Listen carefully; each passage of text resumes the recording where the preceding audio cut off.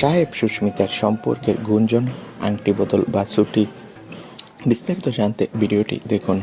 কথা ধারাবাহিক শেষ হওয়ার পর সাহেব ভট্টাচার্য আর সুস্মিতা দে নিয়ে টলিপাড়া সরগরম। গুঞ্জন রয়েছে ছুটির সময় যুগলটি পাকা দেখা সম্পন্ন করেছে, আংটি বদল করেছে দুই পরিবারের লোকজন, আর তারা নাকি নিমন্ত্রণ করেছে একে অপরের বাড়িতে। তবে বিষয়টা কথা ধারাবাহিকের নায়িকা উড়িয়ে দেন। তিনি বলেন, সবাই কি পাগল? দুর্গাপূজার ভিডিও দেখেই নাকি এই ভুল বুঝাবুঝি সৃষ্টি হয়েছে। অভিনেত্রী বলেন, আমি এখন ছুটি উপভোগ করছি, তবে ফ্যানেরা কৌতূহল উত্তেজনায় রয়েছে।